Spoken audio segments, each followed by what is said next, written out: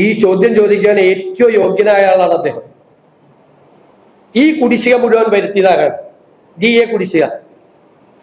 സമയത്ത് DA കൊടുക്കാതെ DA കുടിശ്ശിക 19%, DA കുടിശ്ശിക വരുത്തിയിട്ട് അധികാരത്തിൽ 10 കൊല്ലം അധികാരത്തിൽ ഇരുന്നിട്ട് ഈ കുടിശ്ശിക മുഴുവൻ വരുത്തി വെച്ചിട്ട് അധികാരത്തിൽ നിന്ന് ഒഴിഞ്ഞിട്ട് പുതിയൊരു ഗവൺമെന്റിനോട് ചോദിക്കുക, അത് കൊടുക്കുന്നില്ലെന്ന്. ആര് വരുത്തിയ കുടിശ്ശികയാണ്? ഞങ്ങൾ വരുത്തിയ കുടിശ്ശികയാണ്. ഞങ്ങൾ പറഞ്ഞിട്ടുണ്ട് ഒരു ഗഡു പോലെ ഞങ്ങൾ കുടിശ്ശിക പറ്റൂല, ഞങ്ങൾ കൊടുക്കുമെന്നാ പറഞ്ഞിരിക്കുന്നത്. എന്നിട്ട് പോണ പോക്കിലെ ബജറ്റിൽ അടുത്തോളം കൊടുക്കുന്ന എല്ലാ കുടിശ്ശികയും. ഇത്രയും വർഷക്കാലം കുടിശ്ശിക മുഴുവൻ വരുത്തിവെച്ച പിണറായി വിജയൻ വന്ന് ഈ ചോദ്യം എന്നോട് ചോദിക്കണ്ട, ഈ ജീവനക്കാർ മുഴുവൻ അദ്ദേഹത്തോട് തിരിച്ചു ചോദിച്ചോളൂ, ആരാ ഈ കുടിശ്ശിക ഉണ്ടാക്കിയത്? ഞങ്ങളാണോ? പറയണൊരു ഔചിത്യം വേണ്ടേ? അദ്ദേഹം ഉണ്ടാക്കി വെച്ച അദ്ദേഹത്തിന്റെ സർക്കാരാണ് ഈ മെഡിസെപ്പ് തകർത്തത്. ജീവനക്കാരുടെ പരാതി 10 കൊല്ലം മുമ്പുണ്ടായിരുന്ന ഉമ്മൻചാണ്ടി സർക്കാരിനെ കുറിച്ചാണോ?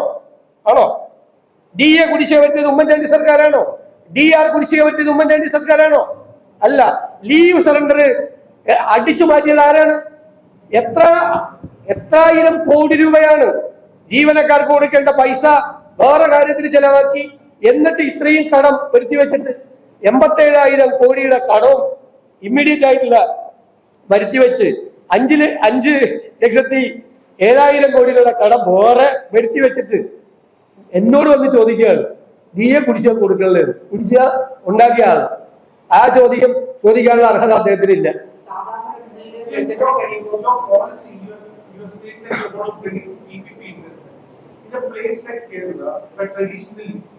there is a huge opposition which will not allow them to do it.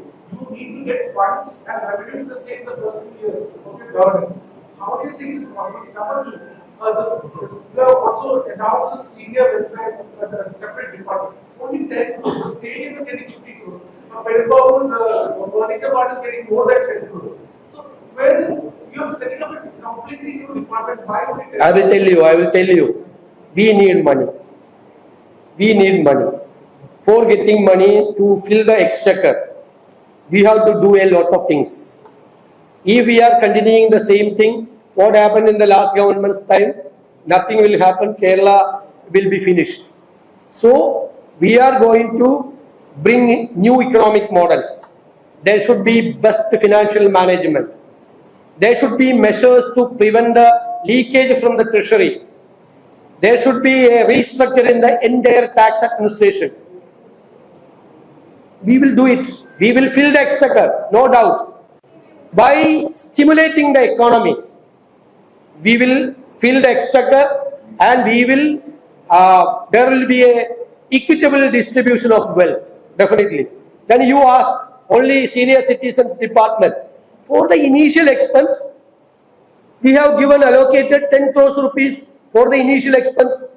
We are going to declare the detailed projects of the senior citizens, not only from the government's exchequer, by involving various agencies, many NGOs. We are planning for various projects. Local self-governments also will participate. We will start daycare centers. We will start the geriatric care and the health. Geriatric care is not going to start by the senior citizens department. It is by the health department. Geriatric care units in medical colleges, every places, and to make them constructive. We have many projects. We will bring it. Furniture park is a new idea. That's a corridor. There is a scope, new designs, new furnitures. Then there should be, we have to create, the government will facilitate to start new markets. And there is export possibility also. Cochin port is very near to Alway. There is a scope, gold hub. We are the number 1 consumers of gold in India. Out of 30% of the gold are consuming by Malayalis. But there is no mechanism to make the ornaments. It is coming from outside. So we are going to start a gold hub to promote the gold manufacturing, making the ornaments. That will create many jobs. That area will be. That is our style of functioning. Our approach is this. See, but criticizing that like reducing the tax of low alcoholic beverages, you bring in more alcohol and liquor into the market, and youngsters will get hooked into it. The Pinarayi Vijayan made an allegation. അല്ലേ? യഥാർത്ഥത്തിൽ എന്താ സംഭവിച്ചത്? ഈ വീര്യം കുറഞ്ഞ ബിയറും വൈനും അല്ലാത്ത വീര്യം കുറഞ്ഞ മദ്യം എന്നുള്ള കാറ്റഗറി ഉണ്ടാക്കിയത് പിണറായി സർക്കാരാണ്. ഇങ്ങനത്തെ ഒരു കാറ്റഗറി വേണം. ആ കാറ്റഗറിയെ പ്രോത്സാഹിപ്പിക്കണം. സംസ്ഥാനത്ത് അവരുടെ ഗവൺമെന്റ് എടുത്ത തീരുമാനമാണ്, ഞങ്ങളെടുത്ത തീരുമാനമല്ല. വീര്യം കുറഞ്ഞ മദ്യം കേരളത്തിൽ പ്രോത്സാഹിപ്പിക്കണം എന്നത് അവരുടെ പോളിസിയുടെ ഭാഗമായിട്ട് കൊണ്ടുവന്നതാണ്. 0.5% തൊട്ട് 20% വരെ ആൽക്കഹോളിക് കണ്ടന്റ് ഉള്ള ബിയറും വൈനും അല്ലാത്ത വീര്യം കുറഞ്ഞ മദ്യത്തെ പ്രോത്സാഹിപ്പിക്കണം. പക്ഷെ അവരിത് പറഞ്ഞ മാത്രമേ ഉള്ളൂ, അതിന് ടാക്സ് ഫിക്സ് ചെയ്തില്ല. അതിന് ടാക്സ് ഫിക്സ് ചെയ്യണം, പർട്ടിക്കുലർ ടാക്സ് ആണ്. വീര്യം കൂടിയ മദ്യത്തിന്റെയും ബിയറിന്റെയും വൈനിന്റെയും ടാക്സ് അല്ലാതെ ഞങ്ങളൊരു ടാക്സ് ഫിക്സ് ചെയ്തു.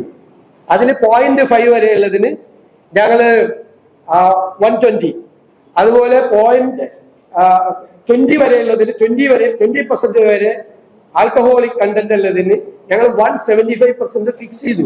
ഒരു ടാക്സ് റേറ്റ് ഫിക്സ് ചെയ്യാതെ ഈ വീര്യം കുറഞ്ഞ മദ്യം കേരളത്തിലേക്ക് വരില്ല. എന്നിട്ട് ഇവിടെ വന്നിരുന്ന് കഴിഞ്ഞ ഗവൺമെന്റിന്റെ പോളിസിയുടെ കണ്ടിന്യൂവേഷൻ ആയിട്ട് ഞങ്ങൾ ടാക്സ് ഇട്ടത് വീര്യം കുറഞ്ഞ മദ്യം എന്താണ് മദ്യ ലോബിയുമായിട്ടുള്ള ഏർപ്പാടാണ്. ഇത് തീരുമാനം എടുത്തതിന്റെ മുഴുവൻ ഡീറ്റെയിൽസും ഐ വിൽ പ്രൊഡ്യൂസ്.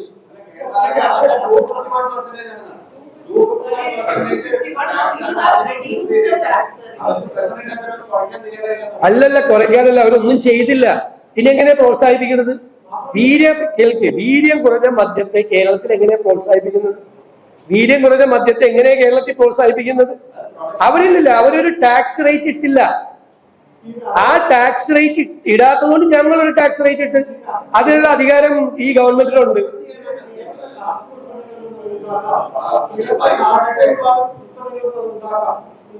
ഒരു ലിറ്റർ പോലും ഉണ്ടാക്കിയില്ലല്ലോ.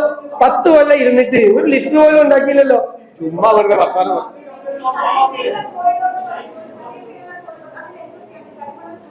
സദേൺ കേരള കോറിഡോർ എന്ന് പറഞ്ഞാൽ തിരുവനന്തപുരത്ത് പോർട്ട് റിലേറ്റഡ് ആയി, സ്പേസ് ഇക്കോണമി റിലേറ്റഡ് ആയി ആയിട്ടുള്ള സംവിധാനങ്ങളല്ല. കൊല്ലത്ത് ചെല്ലുമ്പോൾ അത് മിനറൽ കോറിഡോറും പോർട്ടും, ആലപ്പുഴയിൽ ചെല്ലുമ്പോൾ പോർട്ടും ബ്ലൂ ഇക്കോണമി. ഇങ്ങനെ ഇതൊരു ഇക്കണോമിക് കോറിഡോറാണ്. കൂടുതൽ തൊഴിൽ സാധ്യതകളും കൂടുതൽ ഇൻവെസ്റ്റ്മെന്റും വരുന്നതിന് വേണ്ടിയിട്ടുള്ള അവസരമാണ് സദേൺ ഇക്കണോമിക് കോറിഡോർ. ഈ 3 ജില്ലകളെ കേന്ദ്രീകരിച്ച് അതോടൊപ്പം ടൂറിസം ഉണ്ടാവും. പറഞ്ഞല്ലോ, കരിമണ്ണ് മിനറൽ അല്ലേ, മിനറൽ എല്ലാം ഉണ്ടാവും.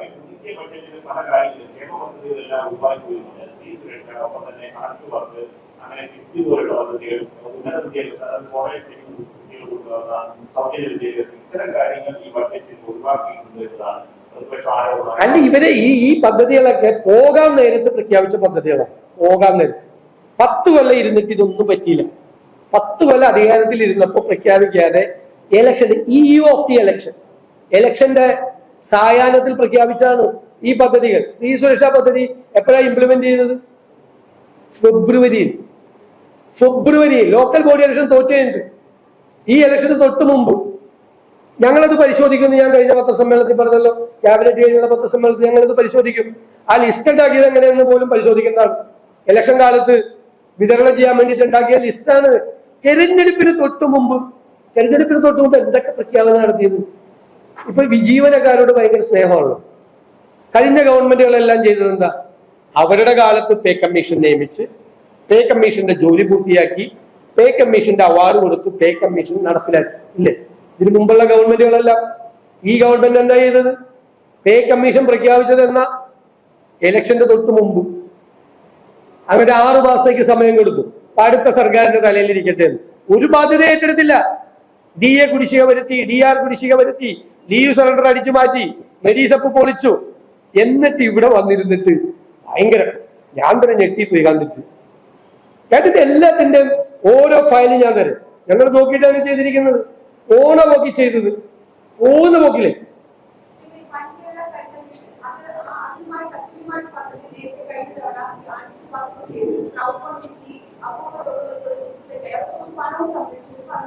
അതടക്കമുള്ള കാര്യങ്ങൾ പരിശോധിച്ചിട്ടാണ്. അല്ല, അതൊക്കെ ചെയ്യും. ഇതൊരു സ്പെഷ്യൽ സ്കീമാണ്. ആ സ്കീം പോലെയല്ല. ഞാൻ നിങ്ങളോട് ചോദിക്കട്ടെ, ഞാൻ ഇവിടെ ബജറ്റിൽ പറഞ്ഞല്ലോ, ഉമ്മൻചാണ്ടിയുടെ കാലത്ത് ആരംഭിച്ച 1 ഡസൻ സ്കീമുകളാണ് ആരോഗ്യ മേഖലയിൽ ഇവർ നിർത്തിയത്. ഈ തളർന്നു കിടക്കുന്ന ആളുകളെ ചികിത്സിക്കുന്ന പാവങ്ങളുണ്ട്, അവർക്കൊരു ആരോഗ്യ കിരണം പദ്ധതി ഉണ്ടായിരുന്നു, ഹൃദ്യം പദ്ധതി ഉണ്ടായിരുന്നു. എത്ര പദ്ധതികളാണ് തകർത്ത് അവസാനിപ്പിച്ചിട്ട് പോയത് ആരോഗ്യ മേഖലയിൽ. ടൈപ്പ് 1 ഡയബറ്റീസിന് കുഞ്ഞുങ്ങൾക്ക് വരുന്നതാണ് ടൈപ്പ് 1 ഡയബറ്റീസ്. അതിനൊരു മെഡിസിൻ ഉണ്ടായിരുന്നു, ഇൻസുലിൻ. എന്നിട്ട് ഇപ്പൊ ഒരു വേറെ വില കുറഞ്ഞ ഇൻസുലിൻ മേടിച്ചു കൊടുത്തു. 1 പ്രാവശ്യം ഇൻസുലിൻ എടുക്കുന്നതിന് പകരം 3 പ്രാവശ്യം 4 പ്രാവശ്യം എടുക്കുന്ന ഒരു ഇഫക്റ്റും ഇല്ല. ഇവരുണ്ടാക്കി മേടിച്ചു വെച്ച മരുന്നാണ് ടൈപ്പ് 1 ഡയബറ്റീസിന്. ഒരു സഹായവും ചെയ്യാതെ ഒരു കാരുണ്യ ബലബല ഫണ്ട് ഞങ്ങൾ അത് നടപ്പാക്കണമെങ്കിൽ എത്ര കോടി രൂപ ഇനി കൊടുക്കണം? കാരുണ്യ സ്കീമിൽ 1200 കോടി, വേറെ ബലബലിന്റെ സ്കീമിലും രണ്ടിലും കൂടി 2000 കോടിയോളം കൊടുക്കണം. ഇതൊക്കെ ബാധ്യത വരുത്തി വെച്ചിട്ട് പോയിരിക്കുകയാണ്. അത് എല്ലാം ബാധ്യതയാണ്, ഒന്നും ചെയ്തില്ല. ക്രൗഡ് ഫണ്ട് ഉണ്ടായിട്ടൊന്നും ഇത് ചെയ്തില്ല. സ്വകാര്യ ആശുപത്രികൾ കാരുണ്യ പദ്ധതിയിലെ ആളുകൾക്ക് നിഷേധിക്കുകയാണ് ചികിത്സ. കാരണം സ്വകാര്യ ആശുപത്രിയിൽ തന്നെ ഏകദേശം 700-750 കോടി രൂപ കൊടുക്കാണ്ട് കടം വരുത്തി വെച്ചേക്കാണ്.